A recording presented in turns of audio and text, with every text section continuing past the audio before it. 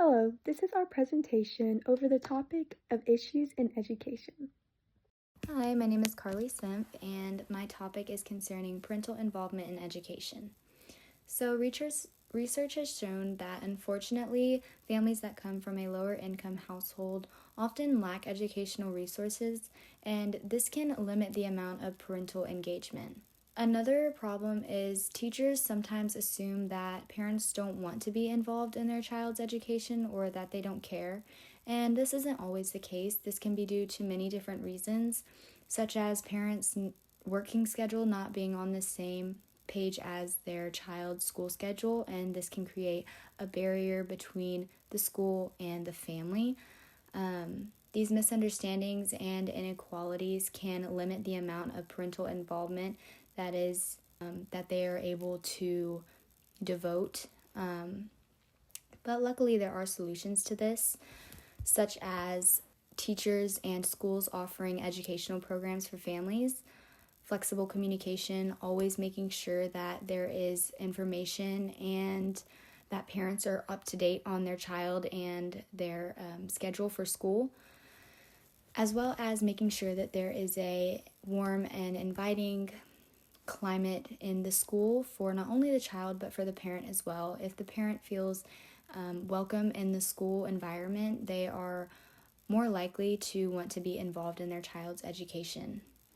By implementing these strategies, parents and schools can ensure that their child is learning to their full potential and meeting their academic goals.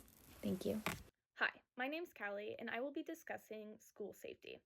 School safety is an important topic that will be ever present in our world, and there are many problems that need to be solved. Today, I'm going to share 3 problems that are commonly seen when it comes to the safety of schools and what can be done to fix them. By finding solutions to these small problems first, we can hopefully make the overall safety better in schools. The first problem is students' mental health. Recently, students' mental health has been declining more than ever, yet many schools seem to forget or not worry about bad mental health. The second problem is security. Schools, especially old ones, often have little to no security, which is dangerous in today's world. The third problem is school workers and students being unprepared in the case of danger. If something bad does happen, the students and school workers need to be able to respond appropriately in order to make sure everyone is safe. Luckily, there are solutions to these problems. Firstly, in order to make sure students' mental health is alright, schools can implement counselors that are there to talk about how the student is feeling, do interventions, and make sure the kids know someone cares. Secondly, schools should focus more budget on implementing security features to ensure that the building is locked and protected. Finally, in order to make sure school workers and students are prepared, schools should practice drills and have detailed safety plans in the case of an emergency.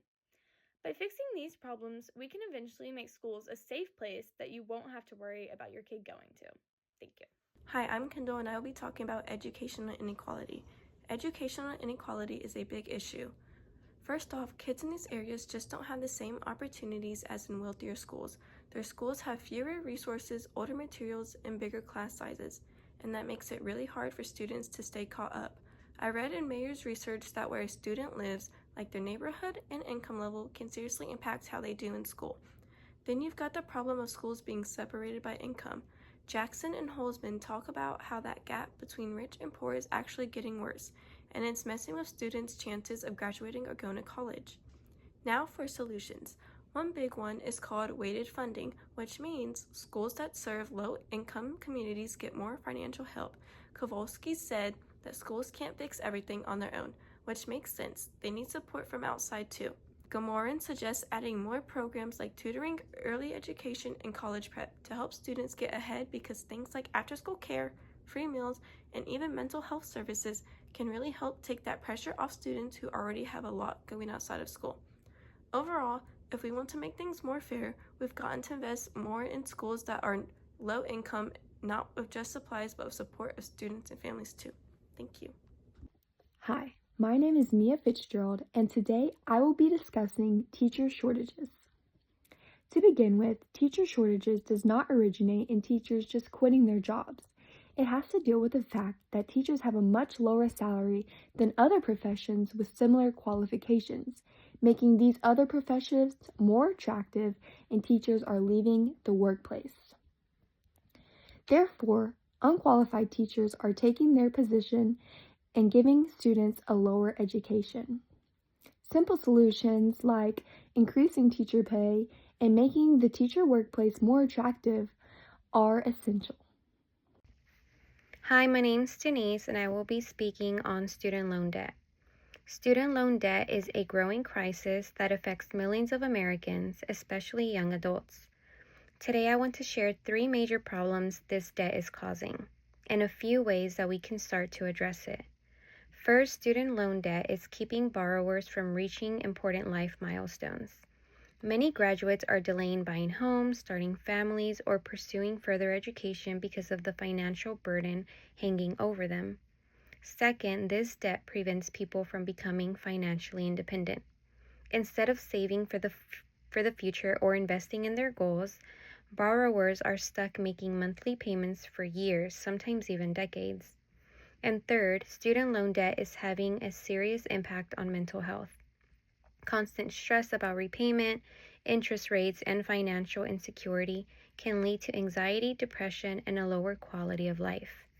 But there are solutions. The first step is research, understanding how student loans work before borrowing. Second, we need to promote financial literacy so that people can manage money wisely and avoid common traps. Lastly, more borrowers should explore forgiveness and repayment programs, which can reduce or even erase debt for those who qualify. Student loan debt may feel overwhelming, but with the right knowledge and resources, we can take steps toward a better future. In conclusion, while education is often seen as the key to opportunity, it faces serious challenges that must be addressed. A lack of parental involvement, concerns over school safety, and deep-rooted education inequality continue to create barriers for students across the country. At the same time, the ongoing teacher shortage threatens the quality of learning, and the weight of student loan debt follows many graduates well into adulthood. Solving these problems requires collective effort, smart policy, and a commitment to creating a system that truly supports every learner, from kindergarten to college and beyond.